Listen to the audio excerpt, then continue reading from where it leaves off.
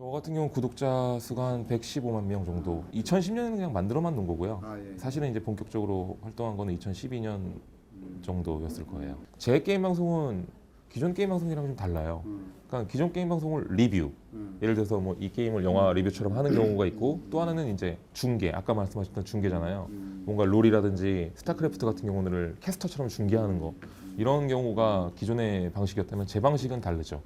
게임을 매개체로 해서 예능을 하는 거거든요. 그러니까 이 게임을 처음 겪었을 때 그런 실수라든지 아니면 뭔가 괴물이 나왔을 때 깜짝 놀람, 이런 것들을 느끼면서 느끼는 이런 실황이라고 하거든요. 약간 일본식 표현이긴 한데 실황적인 부분을 좀 더 강조해서 사람들이 좀 더 예능처럼 볼 수 있는, 그래서 여성 팬분들이 더 많은 거예요. 그리고 또 이제 제 게임하우스 특징 중에 하나가 이제 스토리텔링이거든요. 이제 스토리가 전혀 없는 시뮬레이션 게임 같은 경우도 스토리텔링을 해서 이야기를 만들어내는 게 이제 제 주특기거든요. 그러다 보니까 이제 그런 걸로 굉장히 많이 이용해줬어요. 그럼 미리 한번 게임을 아니, 시작해보고 해보지 않아요. 그러니까 모든 거 다 애드립으로 진행하는 게 맞죠. 네. 그러니까 예를 들어서 문명이라는 게임이 되게 옛날에 유명한 게임이 있는데요.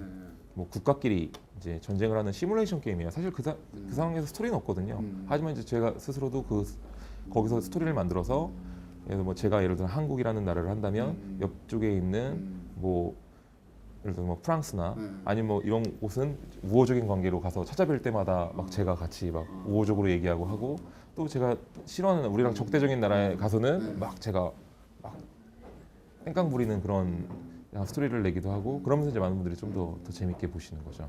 제가 하루에 매일 생방송을 4시간씩 하거든요. 그런 4시간을 다 진행할 수 있는 능력과 또 그걸 계속 이끌어가야 되고, 또 혼자서 진행하기 때문에 혼자서도 계속 오디오가 비면 안 돼요.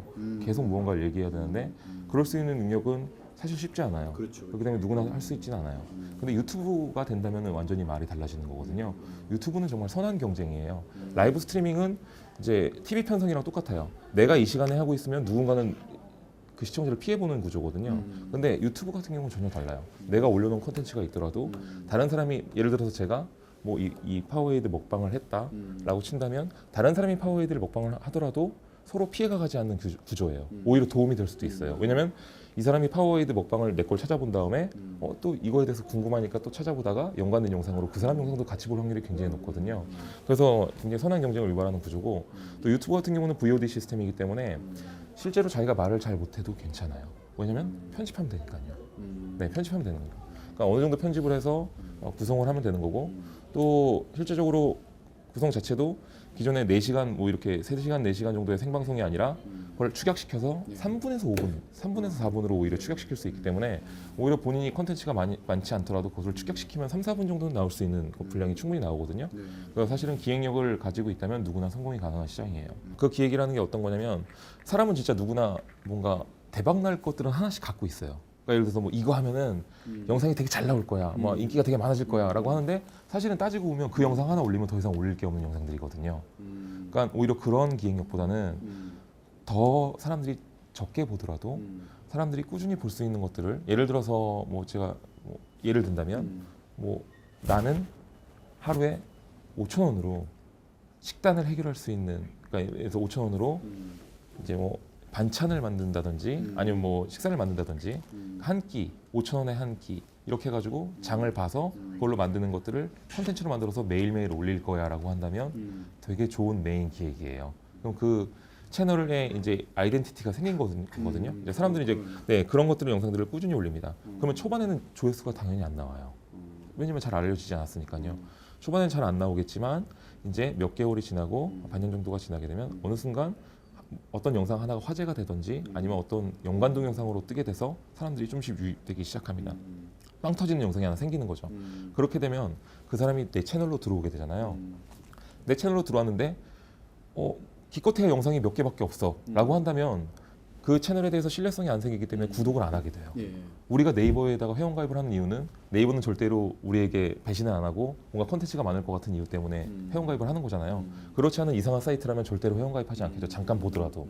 마찬가지로 근데 아까 전에 저희는 꾸준하게 올라온 컨텐츠들이, 비슷한 류의 컨텐츠들이 메인 기획이 쭉 올라와 있어요. 그럼 사람들이 이걸 통해서 제 채널에 유입됐다면 나머지 영상들도 같이 보게 되면서 빵 터지는 효과가 납니다. 기존에 있던 영상들도 같이 조회수가 올라가기 시작해요. 그러면서 조회수가 성장이 확 되거든요. 그러니까 그런 것들을 대부분의 유튜브가 겪어요. 그러니까 실제로 제 부인인 용대님만 하더라도 첫 달에서 6월 달까지 이제 불어난 구독자 수와 조회수보다 이 6개월 이후에 한 달 동안 6월에서 7월까지 늘어난 구독자 수랑 조회수가 훨씬 많아요. 그러니까 그것이 다 그렇게 대부분의 유튜버들이 그렇게 진행되고 있거든요. 그러니까 근데 대부분은 이 몇 개월 정도를 못 버티고 좀 올리다가 반응이 없다고 생각해서 그만두죠. 그렇게 되다 보니까 오히려 그 유튜브 채널 같은 경우는 안 되는 경우가 굉장히 많아요. 그래서 처음에는 첫째 메인 기획, 자기 이제 채널의 아이덴티티가 될 메인 기획을 이제 그러니까 매일매일 혹은 안 된다면 일주일에 최소한 3편 정도 이제 올릴 수 있는 메인 기획을 잡고 그것들을 이제 꾸준히 한 1년 정도는 올릴 수 있는 그런 진행력을 가지고 있는 게 제일 중요합니다. 일주일에 3편만 올린다고 친다면 그 채널 타이틀에 그렇게 달아야 됩니다. 매주 월, 수, 금 그렇죠. 오후 7시에 그렇죠. 업로드됩니다라고 약속을 해줘야 사람들이 그 시간에 쉽게 찾아올 수 있겠죠. 언제 들어오는 게 아닌지. 맞아요. 네. 저 같은 경우는 뭐 매일 올린다면 사실 그런 약속들은 필요 없거든요.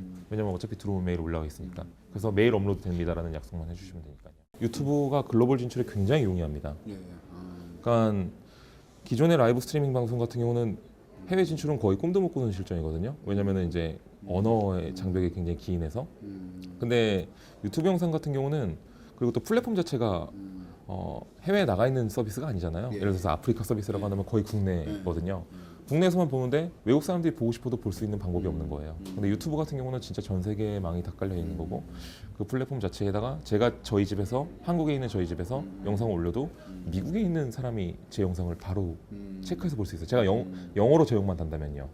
네, 그러네. 바로 볼 수 있기 때문에 글로벌 진출이 굉장히 용이하고요. 실제적으로 해외 구독자라든지 해외에서 시청자들도 굉장히 많습니다. 네.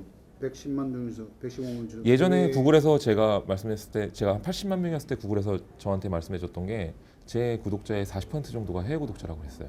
그러니까 실제적으로 해외에 있는 해외인들도 있었지만 유학생분들도 굉장히 많거든요. 그 유학생분들도 의외로 그런 것들을 굉장히 찾아보고 그러니까 중요한 것 중에 또 하나는 여기서 이제 수익 구조가 정말 중요한데요. 제가 한국에서 올린 영상을 만약에 국장님께서 한국에서 제 영상을 본다고 치면 예. 거기 나오는 광고는 한국 광고가 나와요. 그렇죠. 네, 그리고 한국 단가를 제가 받게 되는 거거든요.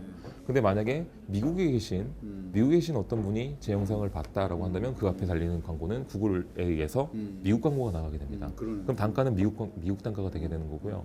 그 단가는 국내 단가에 비해서 거의 7배 수준이에요. 국내에서도 저희가 글로벌 진출 사업을 할 수 있는 거나 마찬가지가 되는 거거든요. 만약에 제가 영어를 좀 더 잘한다면 충분히 국내에서도 해외에 있는 유튜브를 충분히 공략할 수 있는 여건이 된다는 거죠. 그게 제가 어디 있든지 중요한 게 절대 아니라는 거죠. 그 컨텐츠가 어느 나라 사람들이 좋아할지가 더 중요한 거죠.